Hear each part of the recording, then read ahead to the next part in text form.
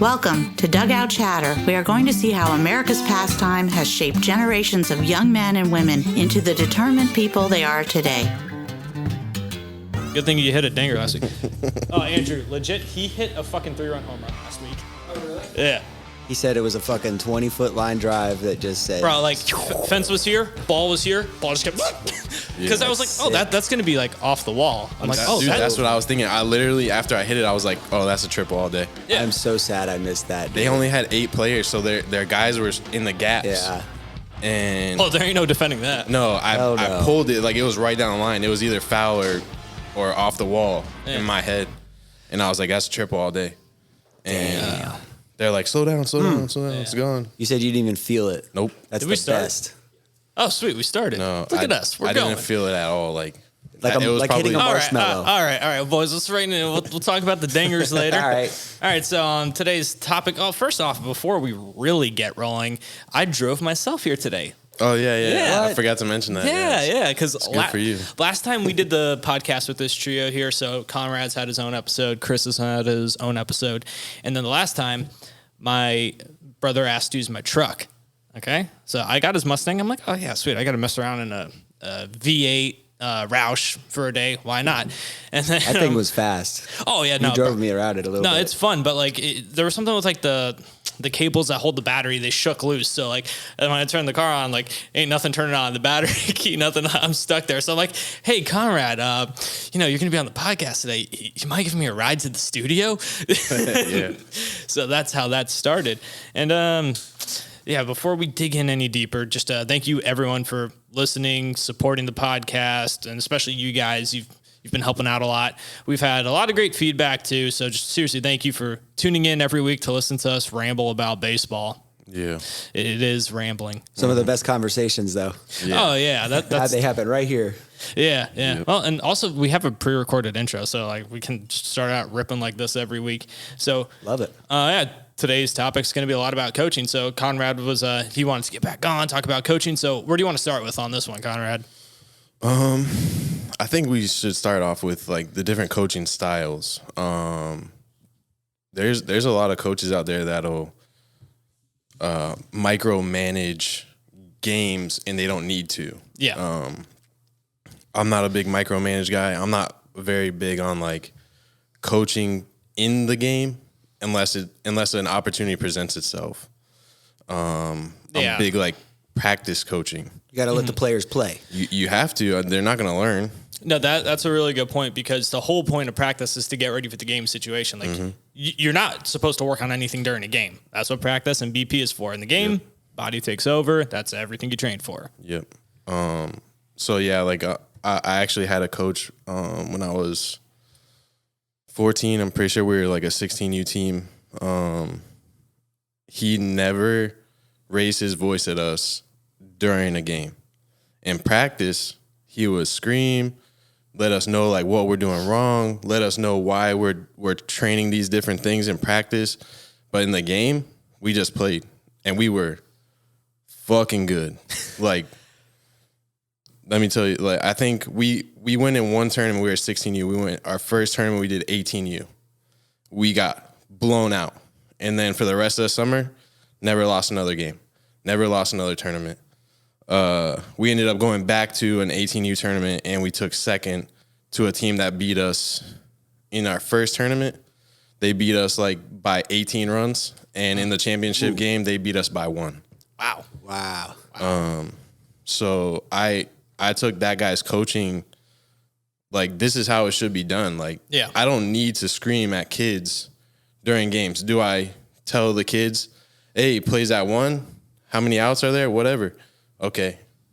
But like, I'm not like, hey, move over this way. You're going to get a ground ball. Then you're going to flip it a second. Second baseman, hey, catch the ball, then throw it to first. No. We work on that in practice. I don't have to tell you every single play. I think you and I are very similar in that you give a little bit of direction, but the micromanaging style does not work in game situation. Micromanaging just never works for anything. I don't think so either. Because, dude, that's what leads people away from jobs, too. Because, like, who wants to be told what to do and breathing down your neck? Because that also takes the fun out of baseball. Yeah. Because at the end of the day, it's a game, and you should be having fun. Yeah, exactly. But the one thing I do like is that you said your coach told you why you were doing things. It's one thing to tell a kid, you know, like knob to the ball, top hand here, like, you know, you want to move, push with your left, pull with your right. But you also have to explain why and what that's going to do. That's important for them to, like, because even with my nephew, he's 7, like, I'll tell him something. I'm like, Miles, do you understand why we're doing this? And sometimes he might say no, and that's fine. You want to know what you're working towards and what that is going to accomplish. Yeah, exactly. I actually just did a lesson with a kid yesterday, and I was telling him something, and he kind of looked like he didn't understand. And I asked him, I was like, do you know what I'm talking about? Like, do you understand what I'm saying? And he was like, not really. So then I, like, stopped throwing him the ball, and I was explaining what was going on. Like, he kept rolling over and rolling over and rolling over. And we had already worked out for a half hour before we started hitting. We were doing defense first, and then we started hitting. And he was, like, getting tired. His body was fatiguing. So his mechanics were way off. And I was like, hey, you keep rolling over. Why do you keep rolling over? And he's like, I don't know. My arms are tired. And I was like, well, your shoulders are facing me before you even finish your swing. Yeah, so you're flying open. Flying way open. And he's like, okay. Next pitch I threw, well, it was front toss at the time, so I flipped the ball, and he kept his shoulder tight, drove the ball the other way, which is what I was telling him to do the whole time. And I was like, okay, do you feel the difference? And he was like, yeah. Then he had to go get water. Well, I think our natural tendency when we get tired is to start trying to over muscle stuff. Yeah, and that's where the fundamentals go yeah. straight down the drain. So you just got to remind the kid, stay loose, focus on the fundamentals when they get fatigued, and that's it. Yeah. And it usually works out. One thing in the cage that you have to realize what the kids need to know is stop swinging out of your ass. Like, you're here to work on your swing. Like, you're not putting a ball in the freaking trees. Yep. I think a lot of kids don't understand that. Like, they're like, well, I need to swing like this because I'm going to swing like this in the game. No, like, maybe for like 5 or 10 swings. But most of the time you're working on mechanics. It should be. What I tell kids when I tell anybody with hitting is 100% with your hips, 75% with your arms, your upper body, to stay relaxed up here, but you want to turn. You want to turn hard. So hard as fuck. Like, especially with coaching, what do you do with those kids that they just don't listen and you're just like, oh my God. Like, how do you deal with them? So besides my own kids, I'm pretty patient with, like, other kids. But yeah, uncoachable kids are very hard to deal with. Yeah. Like, Do you feel like a lot more players are like that now with all this showcase trendy crap, like trying to go viral online? heck yeah. I think that so many players now are like, oh, I'm this good because I go to this school, or I'm this good because That's a very good point. I have this coach. I have I have a personal hitting coach. Yeah, I should and be then hitting third. you talk to them and you're like, hey, look, you're doing this wrong, and they're like, okay. They just like blow you off, and I'm like, all right, keep popping up, keep grounding out. I don't. No, care. I It's literally like, had that with some kids. I'm like, you know what? You're not going to take my help. I'm not going to offer it to you in the future. Yeah, That's how it's going to work, because it's a two-way relationship. It's a coach and a player. yeah, And that's the whole thing, is that everybody learns differently. Mm-hmm. So there's a lot of different learning styles. You have people who are visual. You show it to them one time, boom, they got it. Yeah. Some people, they need to hear, describe it to them. Yeah. Some people need to just do it over and over and over again, and they'll get it. Well, some kids need to be yelled at. Some kids need to be coddled. This is true. Yeah, You got to know who responds to what. That was like another point I was gonna touch on, was the different ways of coaching, like actual athletes. Some of these kids now, they for sure can't get coached by my coaches when I was a kid. Yeah. Those kids would literally quit baseball. Yeah, no, the kids are really coddled now. Because I remember when my dad was in high school, and he was a football player. Mm-hmm. He said, like, you'd be doing push-ups, and back then you were a pussy if you drank water.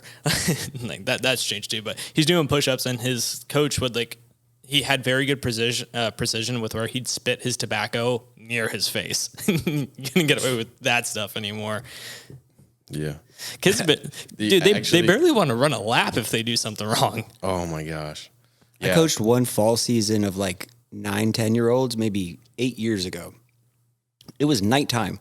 And these kids were like, it's so hot out here. I just want to go home and play video games. I'm like, Oh no. it's nighttime and it's 80 degrees. Like, shut up, kid. This is great. This is great Florida weather. Yeah. Yeah, I have a couple kids that I still work with, even though I'm not like coaching anymore. Some of them, like, they get it. And they've been working with me for so long that it's just like when we get into the field and we get our routine going, like they already know. And then there's kids that like I'll train and they're just kind of like, I don't want to do that. Can we hit? No, bro, we're working on defense first and then we're going to hit. Yeah. That's a plan. Your parents picked this plan. Yeah. This is what we're sticking with. And those kids have bought into the program and the other kids haven't. Yeah. Yet. So Don't give up on them, no. Yeah. So one thing too, like my family, like when my oldest brother started playing, like no one in my family played baseball yet, so he was the first one.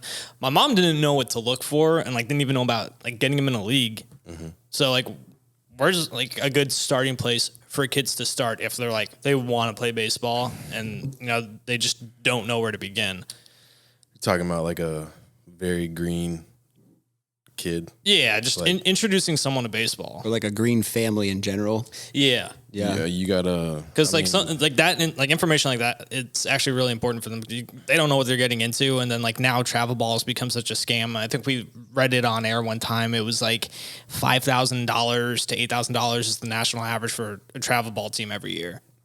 Like it's expensive. Yeah, it's pretty accurate. Sounds like one summer. No, dude, that's a summer Jesus. team. Because like all these perfect game tournaments and everything, it's expensive. Mm-hmm. And like how many looks is that actually going to get you? Like kids need to know like where they can start to actually like train and develop. And like the D1 or bust mentalities become way too big. Like who cares? Go where you're going to play. Go where you're going to get better. Go where it's going to take you further in life. Yeah. Well, kids don't know that. And kids also are like, oh, I want to go to this school because their baseball program is so good. Okay, but what do you want to do with your life after baseball when you don't get drafted? Good point. Because you have not the grades every to go there. Not every D1 player gets drafted. No, they don't. There are a ton of guys that go D1. They're incredible athletes. They don't get drafted. And then that's it for their baseball career. And what do? They fall back on their education. And a lot of guys, like, they're like, oh, well, I'll just do this or that. And I'm like, okay.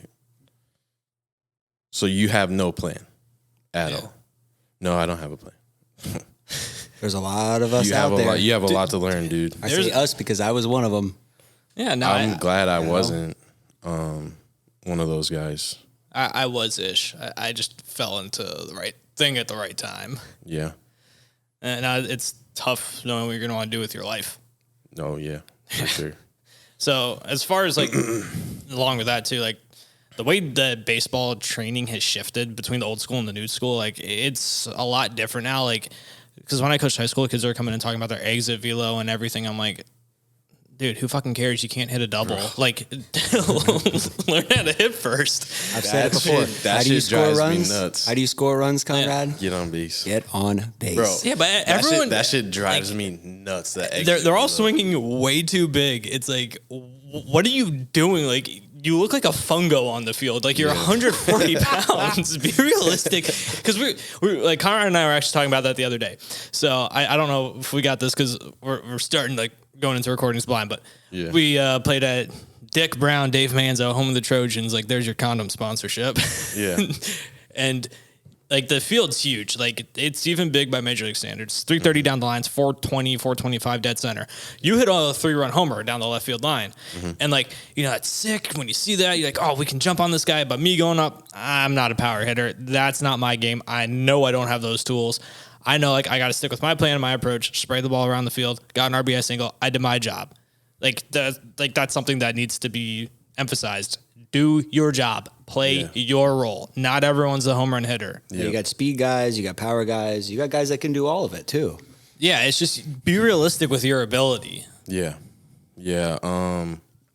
I actually talked to DJ about that because he's gonna go to Myrtle Beach with the Nationals. Him and I are going to Myrtle Beach with the Nationals. And Rock on. Yeah.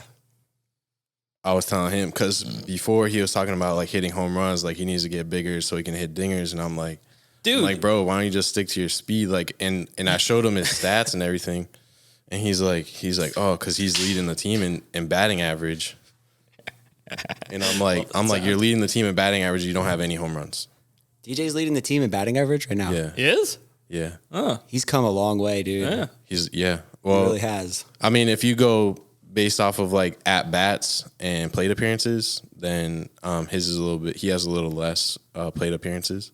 Yeah. Than a lot of the guys, but I mean, for the most part, the whole team has like 20 to like 30 at bats, and then there's a couple guys separated in there that have like 50 something at bats. The ones that are literally there every single Sunday. Bro, I've missed so many games. Do you see my Same. batting average? Amen. I think I might be hitting close to 300 because like I had like a 3-hit game and then like that probably just shot me way up because I have probably less than 20 bats or something. I don't remember when I was looking at the stats. Do I want to know is the question. I don't know, honestly. Sometimes I you don't want to. I could pull it up right now if you want. Oh, dude, you got the stats? Oh, let's read our stats on air. Actually, dude. Let's read our stats on air. Let's see. You have the Game Changer login? Yeah. Oh, Game Well, Changer's like the thing now because remember back in the day you kept the books? I have. I still keep notes in my phone. On the ride home, I put notes in my phone. Dude, like even now in men's league, like I still I like diving into training for baseball. Like even with this podcast, like I still try to be the best men's league player I can be. It's like practice what you preach. I've actually started reading The Mental Game of Baseball by Harvey Dorfman. It's like Send me that when we're done here. Yeah. I'd like to read that. And dude, like that's just good because like those mental skills and like baseball it's more mental than physical. Like even Tom Seaver said like the physical gap and skill gap isn't that big. It's who's the sharpest between their ears. That's what separates you. It's the focus level. Yeah. Like And that's what separates, a AAA pitcher from a major league pitcher. well, that's It's what the focus that's what level. separates a guy in the They big got leagues. the same stuff. No, and someone who's in the league for 2 years versus like 15 years. Like That's consistency in training and your mental preparation too. diet. Not getting in fucking trouble. Yeah, not going out That drinking helps, too. until 5 a.m. Because Listen, hangover baseball is. no, hangover baseball is perfect. Well, Well, dude, that works for me in Sunday league, but if I was in the big leagues, like, bro, like I wouldn't last long. Like, Dude. like actually, Domingo Herman just checked himself into rehab, and remember, CC he checked himself into rehab. So you need That's right, he did. you need to keep yourself in check. He's sober now. Yeah, and like I remember that season, the Yankees were making a playoff push, and like I was so mad. I'm like, he's finally back and good, and now he's going into rehab. Like, obviously, you gotta do it for yourself. I think Sevy needs to do something about his self. Dude, the Yankees He is so bad. No, the Yankees need to get rid of Brian Cashman. I'm gonna say they need to get rid of Brian Cashman. When he first took over, he was great. He still had a bunch of the legacy guys from the 90s, and then they won in 2009. But after that, they've been a wash. They're like that's actually a good point with the old school versus the new school. We're too into analytics. We're too deep into it. It's become a hindrance. Yeah. Like the Yankees fired their hitting coach because he had like no professional baseball experience. You're going to be a big league hitting coach and all you do is read stat sheets. It's ridiculous. I think really the biggest stat that matters is average. Average is the number one stat for me. On base percentage. The only reason I'd say no to on base percentage because like that's such a prevalent stat now, and it's okay to strike out 200 times a year if you have a high OBP. That's the only reason I take on base percentage with a grain of salt. I hold a high hate for strikeouts, at least for myself. Like, Oh, me too. I'm not one to strike out much. I Like, love striking out, dude. It's like my favorite thing. I know. I love walking real. back to the dugout, just like that go get him next time mentality. You know what our So coach wakes me up out of You know bed what in our the morning. coach? You know what our high school coach used to say? If you strike out, don't walk back. You run back to the dugout. Run. That's funny because Run back. we actually had I coached a player who he would strike out and then he would like sprint back to the dugout.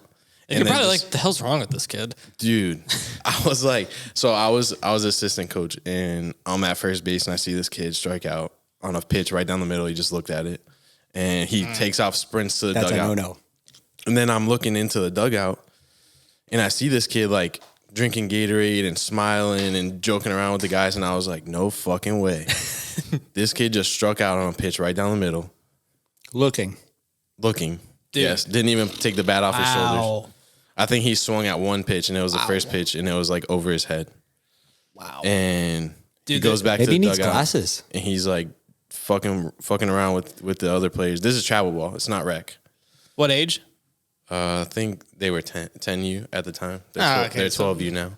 They might not know that much. So Still. this kid starts training extra with me and the other coach, and now I'm like talking to him like in his ear, and I'm like, dude, striking out and going running back to the dugout is bullshit.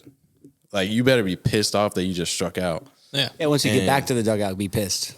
Yeah, Yeah. like I was like, be pissed off for like Yeah. 30 seconds, then Get over it out of it. your system. Well, that's the thing about it. I've coached tennis for like a long time. Mm-hmm. And just starting to get back into coaching baseball. So you have to be very level. You can celebrate a little bit and you can be pissed off a little bit, Yeah. but stay level. Yeah. Yeah, That's like you're what- saying, be pissed off for 30 seconds.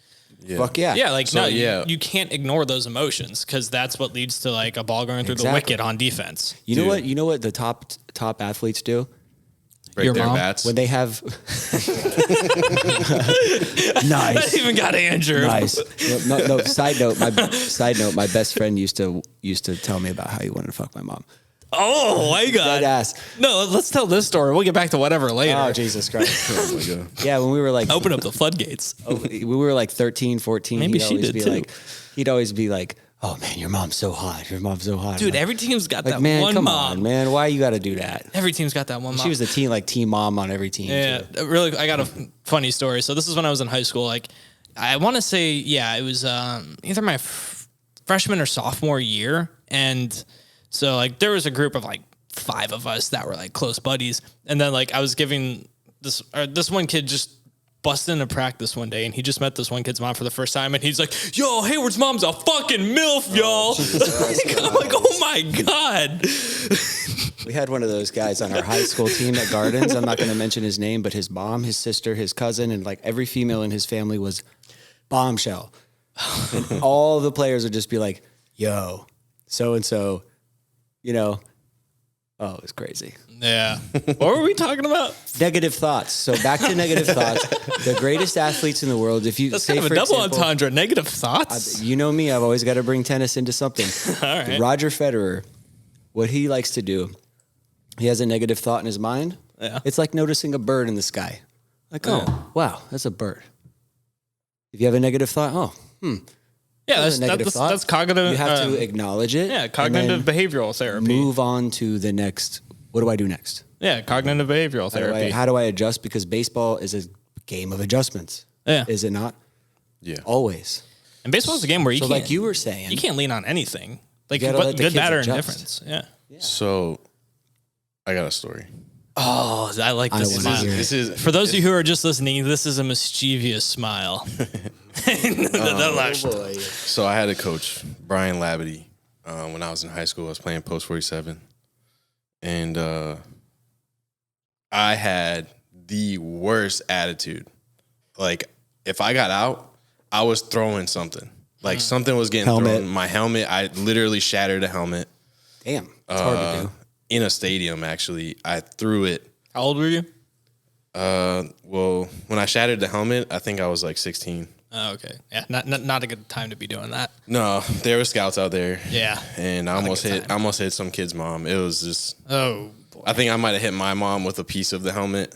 Like, yeah. Oh my! It, like Shrapnel. exploded. That helmet just Helmet so it was grenade. cracked. It was cracked. My helmet was cracked already, like on both ears. You know how like our helmets get cracked on the ears? Yeah. It's 'cause- from slamming it. Yeah. And I was having the worst day, and I took my helmet off. I think I was like 0 for 3 Ks. Like it was terrible. And I took my helmet off and I was like, fuck this. And I chucked my helmet into the stands. Helmet exploded. Oh, God. Anyways, so that wasn't the story. Oh, that just made me So- think of a story. So Just remind me this to come is how back it to it after goes. yours. Yeah, I got you. So Brian Labadie, I had the Andrew, worst can you toss me a attitude. pen? And Can edit this out. Can you toss me a beer? yeah. No, that's fine, dude. Our- There's no such thing as Our bad team- mistakes. Our team was like F-bomb everything. Fuck this. Fuck that. Love fuck it. you. Like, everything was fuck. So Brian comes up with this idea. Every time we say the F word or any cuss word, we do 10 push-ups. So we're in, I think it was district championship game or state championship game, some championship game. I'm pitching. Trying to remember it. I'm pitching, and this umpire is squeezing me. We're winning 2-1, squeezing the shit out of me, and I'm like, what the fuck? Like, I'm like, I stopped throwing strikes. I'm like, I think we're in the 6th inning, and it's my 6th inning of pitching, and I'm trying to go the whole thing. I want to win. I'm like, no. And Brian comes out. He's like, yo, what's going on? He's the coolest dude. What's his last name again? Labadee. The coolest dude. I love this guy to death. I still talk to him to this day. Get that good posture. So he comes out, and I'm like, dude, this umpire is fucking killing me. And he goes, hey, it's all right. And I was like, fuck. So I fucking dropped my glove in the middle of the game on the pitcher's mound, and I started doing push-ups on the pitcher's mound. And he goes, what do you? I was like, I just said a bad word. I don't know. I was like, I gotta do my push-ups. He was like, all right. Like, he goes walking back to the dugout, and he's like, he did that on his own. Like, I didn't have anything to do with that. And I was like, fuck. So I get out of the inning. We ended up winning the game, I think, like 2-1. And I pitched the whole game, and I was like, fuck that guy, bro. And you're dealing with a soup can strikeout for a little while. Dude, the umpire was so bad. Like, he was good in the beginning of the game. And then, like, towards the end of the game, he was just like, I want to get out of here. And just everything was a ball or everything was a strike. It was no, like, good call, bad call. Was this summer ball? Yeah, it was Legion. Yeah, they get hot back there, dude. Yeah. No. They It just was stand bad. there, I mean, they just not stand there only- the whole time. And then when you Yeah. get like the 7:30 consolation games, oh my God. Yeah. Those were the worst. I was in those a lot. We weren't very good. So going back to the tossing the helmet story. So this was my sophomore year fall ball, and I remember it vividly. So my brother was the JV coach, like head JV coach. And then this one kid, he got out, and like, it was like he was the third out to end the inning. So he's walking back, and we were on the third base side. So he's on, like, he hasn't crossed, like, over to foul territory to head back towards the dugout. He yeets his helmet, and immediately my brother's like, go, get off my field. Go, leave. Like, he kicks him out of the game, and we're on the road. It was just so funny. Oh my God. Yo, I've never been like, had a coach like throw me out of a game like that, but I have hit a coach with my helmet from throwing it. And I didn't throw it at him. Pure accident, right? Yeah, no, like it hit off Still. like the bat rack, and then it hit the bench, and then hit my coach like in the back of the head. My God. Oh my Like- God. And he was like, you know what? I'm so fucking tired of your attitude. Just sit down. And I'm like, bro, what do you mean sit down? Well, I got another story about my brother tossing a kid. So this was my first like high school spring game. It was my freshman year. I was on JV, and then my brother puts up the starting lineup, and I was on the bench, and expected a freshman on a new team, but there was two sophomores competing at second base, and my brother put this one in, and the other one was not happy, and he's cursing out my brother like in the dugout. Like, this is my first high school game, and I'm seeing my brother getting cursed out by a kid, and he kicks him off the team. That like interaction. Holy shit. What do you do? Transfer to Park Vista? No, he. Oh no, he wouldn't have made Park Vista. Oh, No. Did you transfer to Boynton No, Beach he High stayed School? at Santa Lucia's, and he ended up like coming back on the team like a couple years later. I mean, he could have gone to John I. Yeah, anyone could go to John I. Anyone can go Dude, they are- anywhere except Park Vista. Park Vista's loaded. And back in the day, you can go anywhere but Gardens, baby. So you got a good coach story about coach aggression. I'm thinking do, about calling actually, this I do. episode "Talking Coaching and Coaches." Yeah. No, I do. I saw a kid get, well, I won't call him a kid. We were in college. A guy in college got kicked off the team. That's Right not then and there. surprising. Coach, I'm not going to mention his name, tossed his bat over the fence and said, "Get the fuck out of my dugout right now." And he wasn't even a good player. He was just bitching about not having playing time. Wow. And so he struck out like twice in the game, came back in the dugout, bitched again about being benched. And then Coach Buddy fucking picked up his bat, tossed it over the fence and said, "Get the fuck off my field." Wow. And that was it. Well, speaking of coaching, I guess this was actually a hot topic I mean, per the data recording, we're recording on August 10th, but that thing with Aaron Boone the other day, like another massive ejection. What do you make of all of like him getting thrown out of games? Like I saw some like stat out of all the active managers in baseball, and keep in mind he's still a newer one, like about 5 years or so. He's in like the top 3 for most ejections already. Not knowing anything about it, all I'm going to say is you have to stand up for your players. Yeah, but if you're That's all I'm going to say. But if you're getting ejected that much, and that's also where Major League Baseball has gotten so fucking boring, is all you can argue is balls and strikes. That's all you see argued anymore. And what about that thing where and granted, I know it was an accident. Ian Happ hit Wilson, Wilson's his name, Wilson Contreras. Wilson Contreras. Yeah, he hit him. Well, there's 2 of them, so it depends on which one you're talking about. The one on the Cardinals. Ian Happ hit him in the head on a backswing. And granted, Wilson. Yeah, There's Wilson. 2 of them? Yeah. It's Wilson and William. Yeah. Yeah. brothers. So Wilson got clocked in the back of the head on the backswing by Ian Happ. And granted, it was an accident, but Ian Happ threw at, or Miles Michaelis threw at him, and he knew it was coming, but he still got tossed from the game. It's like, the players police themselves. What are you tossing them for? Yeah. Like, Major League Baseball has gotten so soft like that. I think all of baseball's gotten soft like that. Well, it's also because there's so much money. Like, look at the Mets, the most pitiful example. Like a $330 million payroll, and they're sellers at the deadline, and they're basement dwellers in the NL East. Well, they did just trade away Scherzer, Yep. DeGrom. I mean, Dumb move. they traded DeGrom before. They trade. How and funny is they just gave back Verlander? That's the Astros. God. I mean, how many years does he have left? Yeah, you're signing 40-year-olds to 4. 3-year deals. Not many years. It's ridiculous. And like Trey Turner got signed for 11 years, and he's having a rough year. I mean, granted, it could be a down year, but still, why are you going to sign all these guys till they're 40? You know, I think Like the Judge contract's not going to look pretty in like 2 years. a lot of these big contracts, once those players sign, their first year is shit. Yeah. Like- well, because you have the pressure of the contract, but also what that is. Exactly. Like, in my opinion, you're pricing out a third of the league. Because like Why? only 10 teams could afford that massive of a deal. Like even the Padres are saying now, like they're way over payroll. Like how many Well, teams that's can why- afford $400 million players? That's why they're looking to do something with Soto, because they can't afford it, Yeah. or they want to rebuild. Or Machado's like, yo, we need to do something because you guys promised me all this stuff, and now And he got an extension When too. a big name Again. player says something, then it means something. Yeah. And I'm going to say right here, the shirt this man is wearing, probably one of the best farm Wait, systems. the camera's over there. That's my favorite team, by the way. They bring players up, No, and they're doing it smart. They already got guys locked up in like the early and they got 20s. the money to do it too.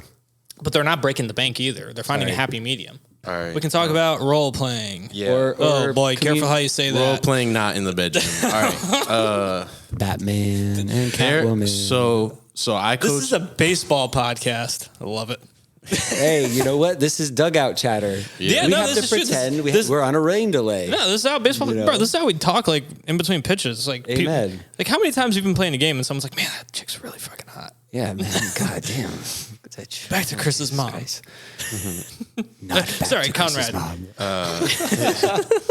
So like, I coach love you youth. guys. I coach youth Oh, baseball, and well, There that's might what I be was. some nice moms out there. That's what I was coaching last year, and so like roles on a team is mostly for them. It's like hitting, because at their age, like 9, 10, 11, You're gonna have like 2 guys who can really hit. And Well, they're only yeah. so strong at that age. 2 guys that can really hit, but like not all of them. You know, at that age, there are no POs. There are kids that you're just like, you can't play defense, so we're just gonna Put you in the outfield. we'll put or you something. in right field, and you can pitch and hit. Yeah. It's funny how that role changes at some point. Right field becomes. Dude, I love really playing right field now. yeah. I kind of do too. I Dude, like center better. No. I mean, I hate the outfield when the ball goes up. I don't want to see it. yeah, McKay, the ball goes up, and you're just like, no. Yeah, not for me. I stay in the infield. The ball stays on the ground. Like catcher pop-ups. Thank God there ain't that many of them during a game. That's the hardest thing to do in baseball, besides hitting, I think. What do you mean catcher Wasn't pop-ups? there was a game in the MLB, I think a couple of weeks ago, the catcher made all 3 outs on pop-ups. Yeah, How many times has that ever happened? never. Oh, did you ever read our Really? stats? I pulled them up, and you guys kept Okay. talking about. You're Let's see. supposed to interject. All right. All right, after this, we gotta. After this, we'll get back to the thing. All right. But this is what this is the thing. This is what baseball Chris, players are really like. You ready for yours? Or Oh you want me to God! tell you yours? All right, Don't wanna Chris, tell me- hang don't on, tell me hang on. mine. This Chris, season sucks for me. Chris, Usually, batting I'm a average. very Drum roll, I'm please. usually a very high batting average hitter. 480 or 438. You are Told you. so dumb. You're like, I don't want to know my batting average. You have 18 plate appearances and 16 at bats. Okay. How many take hits? that. How many hits? Like 7? Hits. Yeah. I have not played that many games this season. 7 hits. Yeah. Oh boy, let's see what mine is. I don't swing and miss. Okay. Oh boy. 23 plate appearances, Oh, 20 God. at bats, 250. Fuck. Not terrible. Not That's- good. I feel like that is inaccurate. Where's Donnie or his 5. wife? You've 5 been hits. inconsistent, and so No, have I, dude, like I'm but like 5 for my last. Hang on, I went 3 for 4 that game, and then I'm 4 for my last 6. are you seeing the ball well? Yeah. Good. Don't change a thing. Stop, So there- So stop thinking. DJ, Let's hear it. 20 plate appearances, 17 at bats, 647 batting average. Shut What? up. Really? That sounds like my senior year. That was Also, like- I feel like, bro, I'm not hitting 250. I gotta talk to Donnie or something, or slide him a 20 under the table. keep Yeah, your you might own have to get stats. some of those fielder's choices turned into. Keep your own stats. And No, be honest there was a about couple it. infield singles I had, like because the one game I got 3 hits. I mean, 2 of them were infield singles. Were you there for that one where like I hit that swinging bunt up the third base line? Who were we playing? We were playing whatever. What team was Omar on before ours? Couldn't tell you. It was one of the Spanish teams. I don't know. Caribe The one with- Stars? yeah, with the Josh is on. The dude who throws all the sliders. Oh, yeah, Caribe Stars. Yeah, I got 3 hits Had to have against them. been. But I've been so inconsistent with games. Like I've taken a lot of like 3-week gaps and coming back and seeing live pitching. It's You've like, been whoa. busy. I've been busy. Yeah, but 250. Man, we're all busy. We work. That's the tough thing about men's league baseball is if you can make time on Sunday, great. What are you hitting? Let's hear it. 571. Attaboy. Hey, you guys! I got the lowest batting average here. Well, it's better than Andrews. How many? Let's hear it. How many ABs? 21. Okay, that's solid. 21 plate appearances, 21 at bats. You know, I'm just gonna go on record and say when Conrad steps up to the plate, he looks like he's about to murder Oh, every time. the whole entire opposing team. No, every with time. his bat. He is the most legit looking player on our team. I'm slugging 714. Oh my god! Not bad at all. Jesus. Yeah. No, that's pretty good. I mean, God, look at his arms. Fucking hell. Yeah. He got in my car. He got in my rental earlier because I'm renting a car because my AC is out, and it's only 1 billion degrees right now in Florida. So he gets in there. I'm like, Jesus, bro, you look swole as shit. But He's like, yeah, I dropped a bomb my first at bat last week. I'm like, what?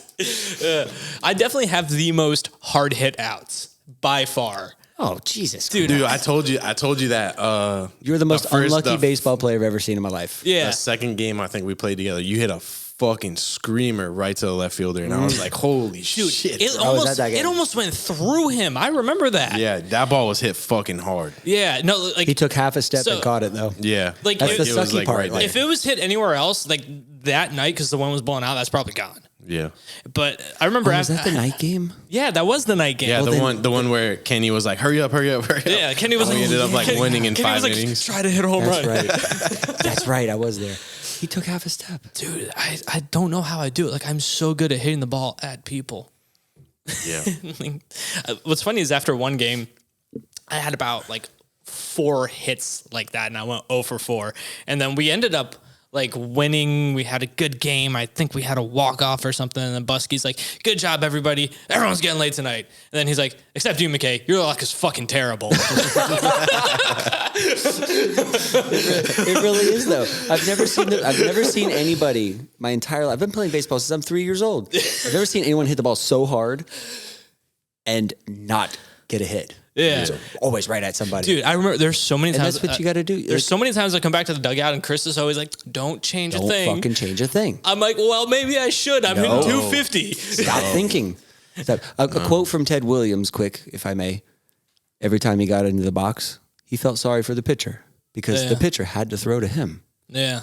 so do That's the confidence that you have to have at the plate. No, dude, I have the confidence. Then, like, my confidence We ends see up it. going to somebody.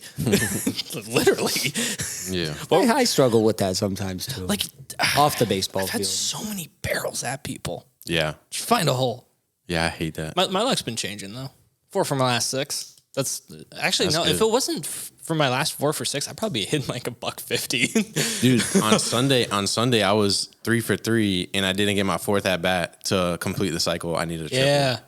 I need a But triple. no, You just needed No, a Conrad, you actually saw me get like some good wood. Yeah. And then it actually landed. I went 1 for 2 with a couple RBIs. I was a single away from a triple one time after staying up all night long, partying. Showed up to the baseball field. This was down in the old Palm Beach League in Jupiter when they used to play at the Marlins training facility at Abacoa. Oh, when Lou owned the league. So I showed up. I was like half a fucking sleep, all that stuff. Hit a triple, hit a bomb, hit a double, and grounded out to the third baseman. I would have hit your ass on your 4th at bat.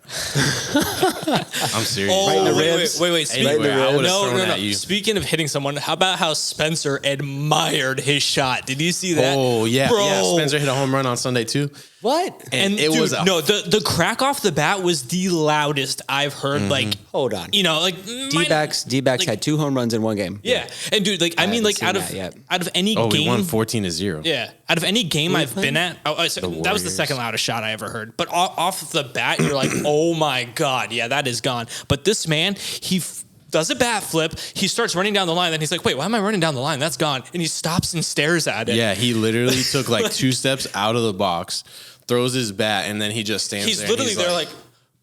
Start jogging. The ball like clears the wall. Nope. It's like not coming down anytime soon. He was there Fucking- for a solid like 15 seconds. Yeah. Jesus. Just watching it. I just got to say, I did hit the wall at dead center at Dave Manzo when I was 12. When you were 12, When I was You 12 must have been years using old. BSR. 420 Yeah. feet. They Yeah. were Beezer bats. What And it were- was the new Mikan. All right. And that thing Conrad, was- what did you want to talk Anyway. about? We digress. We finally got to batting averages. Yeah, we keep going off topic. It's fun though.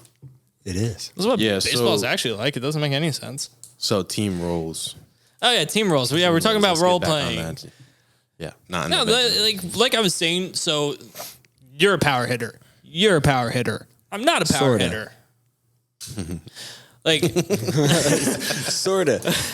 okay, but the thing I'm saying is you have to understand who's your table setter and who's going to drive the table setters in. Well, that's the thing that coaches need to understand when they're making their lineups. Like Exactly. I see, But I you see know a where lot. this starts at the major league level. What do Because you mean? no, that's where it starts because you like it's all a top down effect. In the big leagues, there's no role players anymore. So that like, yeah, everybody wants to hit a home run. because kids are going to be like, oh yeah, I want to be like this guy, I want to be like this guy, or like look how they're doing in the big leagues. Like that's what they model themselves after. But think of the best coaches. What do? They use what they have. Yeah, Yeah. Have to. Kenny was actually telling a story about like the school he went to didn't have good players. So his dad was the coach, and he'd take the most athletic kids from other sports and teach them like how to bunt and steal bases. That's a Like, great point. You have Yeah, to he was telling us that on understand. Sunday. Yeah, you have to understand what your tools are and what you can do. Like me, I'm a grinder. I'm going to play other positions. I'm going to run hard. I'm going to do what I can to compensate for You're like a speed player. yeah, I'm going to compensate where I can to contribute to team success. Yeah. And that's what you have to understand as a ball player. Be realistic about your ability. Yeah, that's like so the coaching aspect of this part of having players like know their roles is when you're making a lineup, you put your fast guys at the top, your contact guys at the top, Yep. then your power guys. Depending on the age of the kids, your lesser hitters or more speed and contact at the bottom get back up to the top of the lineup. I like that. Keeping it more well rounded is Usually- important. Needs to be. Usually, like your Yes. fastest guys should be 1, 2, and 9. Yeah, I agree with that. And when Aaron Judge was going after the home run record in 22, and like granted, I know they put him at leadoff to give him a chance at it and everything, but then after he broke the record, they left him hitting leadoff. And then my brother, like he's kind of been out of baseball since he stopped playing, but he's like looks at his numbers, he's like, why is he hitting leadoff? Is he just going to drive himself in all day? Yeah. Like it's stupid. But it's the guys at the bottom of the lineup getting on base. Oh, what do you want to write down? No, write down something. Oh God. I like writing, by the way. I write all the time. Yeah. You're definitely that's something a pitcher would say. My God. I'm also a catcher too. But no, I've honestly throws sunglasses. This Dude, podcast makes a great visual experience. Check out our YouTube channel. I guess that's the plug you were making for this. No. Yeah, I had when I was playing on my travel team that I went to Cooperstown with, we had our coach, Art Scott, and this fucking guy was a pit bull, to say the least. And if we ever like lost a game, which we didn't really do, he would literally take off his glasses, break them in half in his bare hand, like just squeeze them and break them in half. And Those are better than gas station sunglasses. well, yeah, some Oakleys. Some Wait, what? Oakleys, some Oakleys. Shame. I mean, he could afford it, I guess. I don't know. Must be nice. And so he breaks his sunglasses. He gets down on our level, and he's like, "If you guys don't fucking pull your heads out of your ass, we're gonna fucking lose this game. You need to grab your fucking nuts and go win this game." Like, he would literally tell us this as like 10-year-olds, 11-year-olds, and I'm like, "Let's fucking do it. Let's go." Yeah. And like my team was like that. like we would get hyped up off that. No, dude, like when your coach brings the energy, brings you to a different level. Yeah, so that's kind of like a issue that I had as a coach is like I would try to bring the energy, but because I don't bring it like right off the rip, like when I meet my team or if I do like tryouts or whatever, when I do it, the kids are like, "Ha, this is funny." Like, coach is acting crazy. I was reading this book called The Wolfpack Mentality by Matt Deggs, who's Send that to me. coach of Chris, you got Texas, some homework to Texas do? A&M. I do. Wait, Yeah. sorry, say that name of the book again and give him Chris his homework. Wolfpack mentality. All right. Wolf Packman. All right, you can continue. Sorry. And it's one of my favorite coaching books, and I love some of his like analogies on there.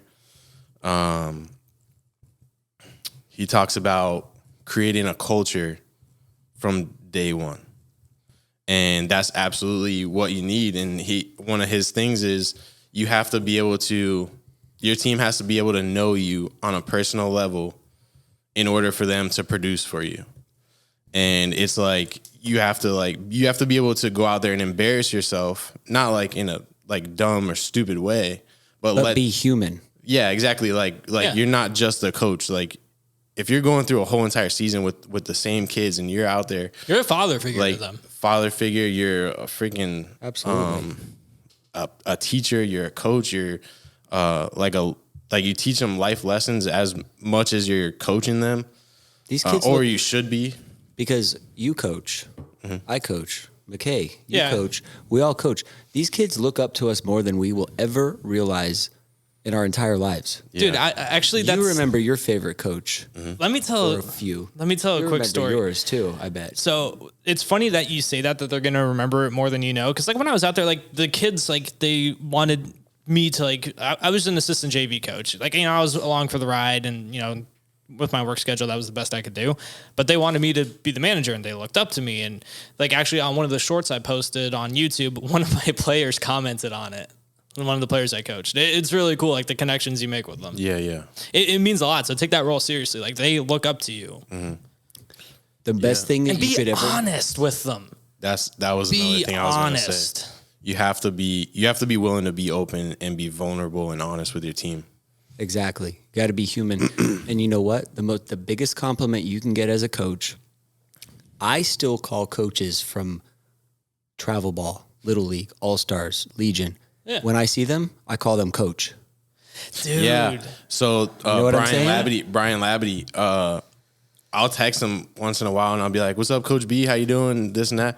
He's like, "You don't have to call me coach. Like, you just call me Brian. Like, you're my boy." That's But that's your coach. And I'm like, "Do you always be my coach?" Exactly. Yeah. But like, yeah, 100%. This guy's like,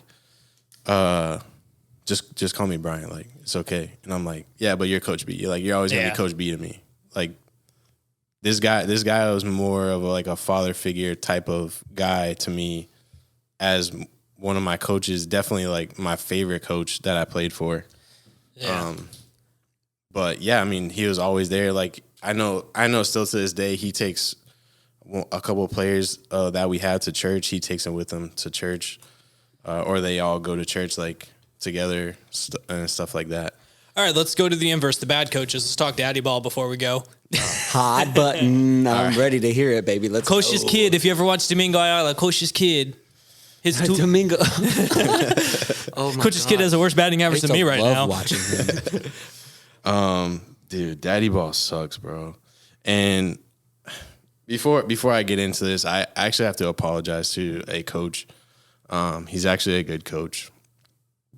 I had a problem with him because he sat my son in state championship game in All-Stars last year for T-ball. And I kind of like lost my head because I wasn't at the game. I was coaching other kids. And it's All-Stars, so it's rec. So it's 100% daddy ball. There are no paid coaches. And I like lost my shit on this guy. I was like, this is some fucking daddy ball bullshit. I was like, you got other kids on the team. Like, and I'm like going in on these kids, bro. They're 6 years old. And I'm like, this kid missed 16 balls at first base and you left him there because his dad is a coach on the staff. I'm like, you tell me that if my son was playing first base and I'm not a coach on the staff and he missed 2 balls, you're not going to pull him off first base and put him somewhere else? Yeah. Fucking wrong. If you're going to try to tell me that, you won't pull him. So I have to apologize to this guy. I'm actually going to send him the link to this podcast so he can hear it. That's your apology. Hey, you know what? So making him the prime example. I will say from experience, making amends is the most liberating feeling that you will ever do in your life. yeah. Yeah, nah, you didn't. It's the old saying, forgive, but don't forget. Yeah. So speaking of daddy, I'm sorry. Oh, real quick. So, Yes, Chris, this is a peaceful environment. It is. We're trying. I'm speaking in a peaceful tone. Yes. We're trying to. I will go 4 for 4 this weekend. I've coached against a lot of teams that are like full daddy ball. Like it's absolutely ridiculous the way that you can tell whose kids are their dads are up against the fence not doing shit, but like because they're on the field, they get treated different than other kids, and I hate it. I don't really do it with my son, but I do. I lean into my son. Like if he fucks up, he's gonna know he fucked up. Like in the middle of the field, like I'm gonna tell him. And if he does good, I'm gonna tell him he does good. But I'm not taking away from other players. Yeah. And if my son is fucking up, like if my son makes a few errors or whatever, he's coming out, bro. He's gonna sit. I don't give a shit. He's gonna sit on the bench, just like any other player would. I think that's the best way to be. Yeah, you got to be impartial. I just started coaching a 12U travel team for a coach that I used to play for a little bit when I was 18. I don't know how many sons this guy has because the son that I played with got drafted. Chris, does he know your mom? Nah, the kid. You see, we're pale people, so you know he ain't from my blood. But anyway, this coach John Sanchez, and I hope to have him on the podcast one day soon because he's got a wealth of baseball knowledge. And you know what? I think the 4 of us could talk about a lot of stuff. But anyway, he goes, "Oh yeah, by the way, that's my son." I said, "Huh?" He goes, "Yep, you never know it." Oh. He does not play daddy ball. Yeah. He does not give him special treatment, harder treatment, lesser treatment, nothing. He treats him like another player. And I feel like that's the best way. My favorite coaches of all time have always been very non-preferential to players. The best players play, and that's it. That's how it should be. The best players play. Yeah, and I've told this before on the podcast. When my brother coached me, like I sat a lot my freshman year, and then like some of my buddies were like, "Dude, like he treated you worse than everybody else." That's tough. Yeah. But you know, he did what he had to do to be impartial because also it's high school. Yeah. Yeah, I feel that's tough being in high school because like, what if you are one of like the best players on the team, and then I mean, my freshman year, I don't think it was unfair. I think I should have gotten more playing time, but starting, like, I don't know. So you think if you don't start and you like come into a game, that would be better? No, I mean, obviously there was, sophomores. I think it was fair to have me like sit at the beginning of the season, but I was pitching well, so I should have had more time on the mound, and I should have been given some shots at the plate, like a chance to win over a starting spot. Daddy ball was why I didn't catch my whole senior year. I went to a new high school. One of the assistant coaches, his son was the catcher. He was practicing pop times. Conrad, listen to this. He was practicing pop times. 2-2, 2-3. I said, can I borrow your glove? 1-7-5. One throw. Here you go. I played left field the whole season. Yeah. Isn't that insane? Fuck that. I would have been so And he fucking couldn't mad. hit either. I would have Yeah. been so mad. And I'm going to make an apology for saying that because they know who they are. If they ever hear this, you know who you are. Yeah. All right, Sorry. Chris, go back to your namaste over here. And I think that's any closing statements before we wrap up? Anything you Yeah. guys want to plug? If you're coaching daddy ball, don't be the dad that just plays his kid wherever you think he should play, especially if he's making errors. Teach him a freaking lesson. I think Pull him off the the field. theme of this podcast is essentially be realistic about your ability. Yeah. Would you guys say so? Couldn't say it any better than you, dude. Andrew, anything you want to yell real, from for real. over there? I want to say thank you, Andrew. Thank you, Andrew. Yeah, thanks, bro.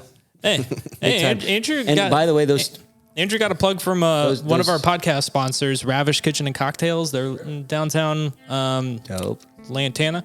He's going to take his wife out to a nice dinner. And also, we do have a second sponsor, the Bitcoin Cash Podcast. What? Yeah, we got some sponsors on the podcast. Nice. Sweet. Yeah, give them Love it. just giving them a little extra shout out at the end. But yeah, if you guys want to check out my brother's restaurant, he's one of the sponsors. It's down the same strip as the Key Lime House. And anyone in the, our area, they're going to know about that. Check it out. Get some drinks. Good happy hour. And listen to the Bitcoin Cash Podcast. Extra plug Sure. for them. Oh, yeah. sure. And by the way, Andrew, I love the AKGs. Oh, thanks. Dope. I got a pair of those myself. Hell yeah. All right, boys. Good podcast. Love it. We'll see y'all next week. See ya.